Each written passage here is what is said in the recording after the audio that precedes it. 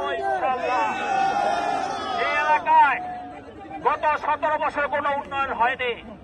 তারেক রহমান যদি ইনশাআল্লাহ প্রধানমন্ত্রী হয়, এই এলাকার যত যৌক্তিক উন্নয়ন আছে আমরা সমস্ত উন্নয়ন করে দিব ইনশাআল্লাহ।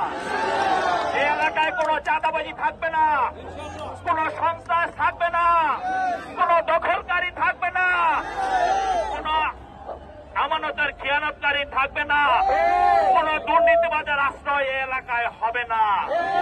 একটি আমরা শাসনতান্ত্রিক ভাবে একটি তারেক রহমানের নেতৃত্বে একটি সুন্দর শাসন ব্যবস্থা উপহার দিব ইনশাআল্লাহ। আমরা এদেশের জনগণের শোষক হতে চাই না, এদেশের জনগণের শাসক হতে চাই না, এদেশের জনগণের বন্ধু হয়ে তাদের সেবা দিতে চাই। আমরা তারেক রহমানের নেতৃত্বে আগামী দিনে একটি মানবিক বাংলাদেশ গড়ব ইনশাআল্লাহ। আমরা খালেদা জিয়ার নেতৃত্বে আগামী দিনে একটি মানবিক গণতান্ত্রিক রাষ্ট্র গঠন করব ইনশাআল্লাহ। আমাদের যে সমস্ত নেতৃবৃন্দ আছেন উপস্থিত এবং যারা উপস্থিত হতে পারেননি সকলকে ধন্যবাদ জানাচ্ছি।